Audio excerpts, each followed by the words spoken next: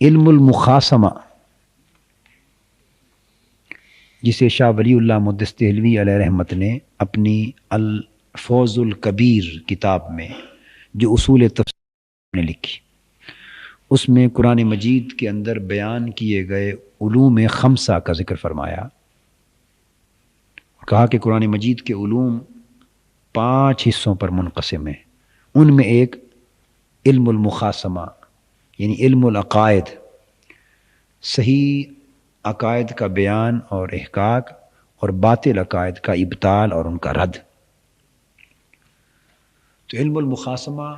کی شکل ہمارے ہاں اس وقت سے جب سے نزاعی مسائل نے زور پکڑا ہماری علمی تاریخ میں، یہ شکل ہو گئی کہ جو بین المسالک علمی اختلاف ہے،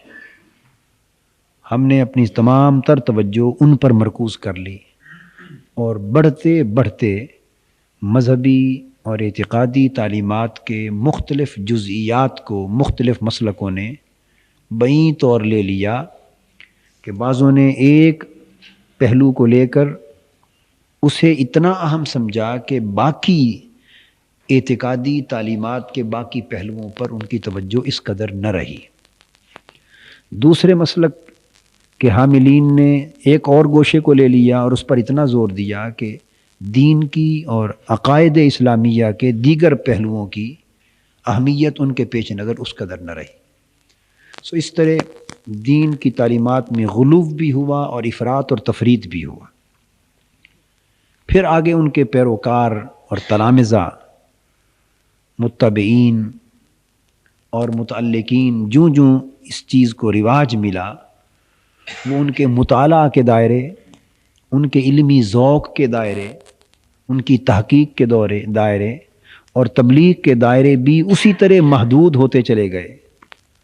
اور نوبت یہاں تک آ پہنچی کہ عقیدہ توحید اور عقیدہ رسالت یہ بھی اپنی اہمیت کی کمی بیشی کے اعتبار سے 2 جدا مسلکی دائروں میں تقسیم ہو گئے۔ اس امر سے اختلاف نہیں کیا جا سکتا، اور اس کا انکار اگر دیانتدارانہ تجزیہ کیا جائے تو اس امر کا انکار ممکن نہیں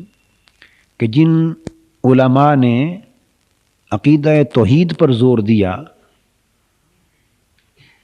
ان کی نگاہ میں عقیدہ رسالت کی اہمیت عملاً وہ نہ رہی جو کہ دین میں ہے اور ہونی چاہیے تھی، اور جن علماء نے عقیدہ رسالت کی اہمیت پر زور دیا، ان کی نگاہ میں عملاً عقیدہ توحید کی اہمیت وہ نہ رہی جو کہ دین میں ہے اور ہونی چاہیے تھی۔